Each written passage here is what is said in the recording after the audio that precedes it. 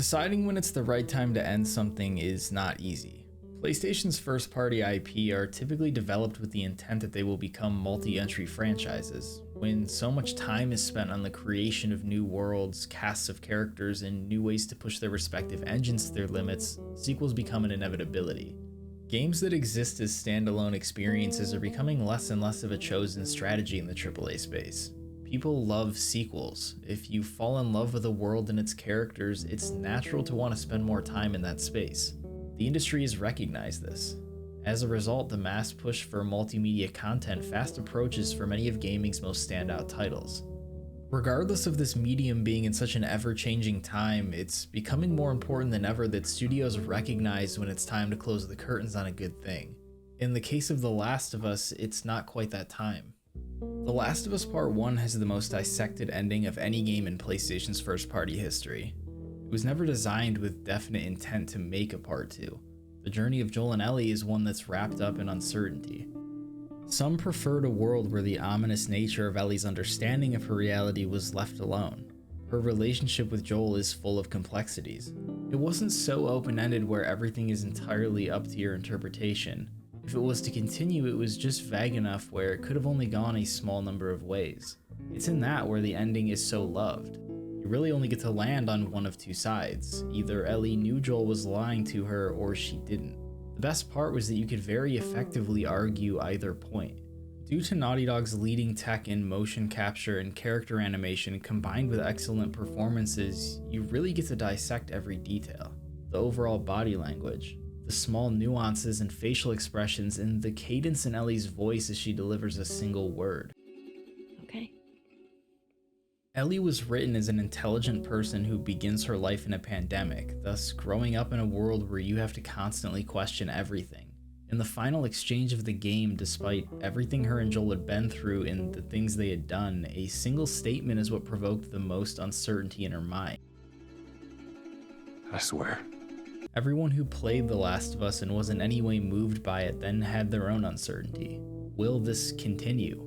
3 years later, they got their answer. And another 3 years after that, the answer to one of gaming's biggest cliffhangers. Ellie knew. The announcement of The Last of Us Part 2 was welcomed with open arms. The first game and brand as a whole had already broken into pop culture status. By word of mouth, it dragged many people into an entertainment medium they had never thought to try. People you didn't know who play video games were excited about The Last of Us. Regardless of the whirlwind of excitement around it, a new conversation was about to start. A conversation that had already started but now carried more weight. Does continuing this story compromise the potency of the first game's ending? Did people want to see Joel's lie unravel in real time? As much of a conversation point Joel's act at the end of the game was, whether or not it should ever continue caused just as much conversation. These types of conversations happen with many sequels and remakes, but continuation does not harm what came before. 7 remakes exist and shouldn't change the love you have for the original game. A bad season of TV doesn't ruin the entire journey you went on to get there, and The Last of Us Part 2 does not change the brilliance of Part 1's ending. Part 2 is not Part 1. In many ways, it's a completely opposite experience. It's the big risks that only a handful of studios are taking that now are the true standout games. The ones that keep you talking for years whether you liked what you were given or not. In the case of this particular game, the announcement of a sequel will be very polarizing, but make no mistake, Part 3 has to happen. Part 2 has many areas which are left with room for continuation even outside of the ending. It was largely a story about hate, combined with a lot to say about the human condition. The inclusion of Abby's side of the message is something that will always be talked about long after this entire story is all said and done. However, Abby's story isn't necessarily done. Abby, much like Ellie, is left in her worst state in the final hours of Part 2. She just wants to find the Fireflies. It's presumed by the change in the new start screen at the end of the game that they at the very least made it to the shore of Catalina Island. But whether or not they found the Fireflies, or if they're even still out there, is anyone's guess. The person Abby and Lev spoke to on the radio in the basement of a house could have been anyone, or even a rattler just trying to funnel people into their operation.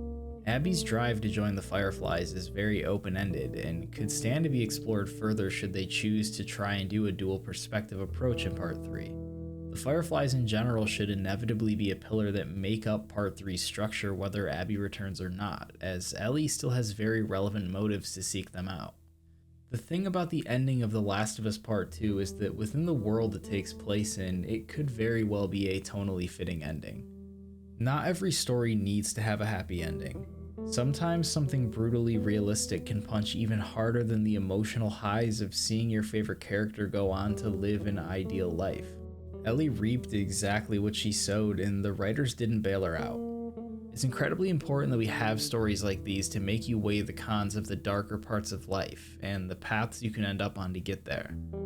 It wouldn't be such a bad thing for Part 2 to be the last chapter in Ellie's story, but fortunately for us, there's still one major plot point that didn't get explored in Part 2 in any narrative-altering way. She still possesses the cure.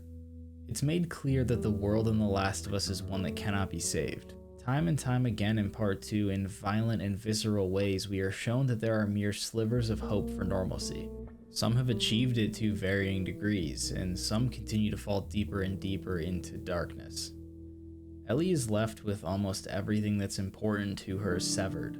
As the game wraps up, her relationships are all in poor states, and her last connection to Joel is out of reach. She walks off screen as a shell of the person we watched between Game 1 and 2. The reason Part 3 feels so inevitable, if not needed, is because The Last of Us has always been about Ellie, and a third part can provide so much meaning and value if it's about her finding herself again. I think she found closure with Joel's passing at the end, but it's hard to imagine an Ellie that doesn't still want her life to mean something. Closure on delivering the cure isn't really what's needed. Part 3 just needs to be about Ellie's humanity and what being immune means to her.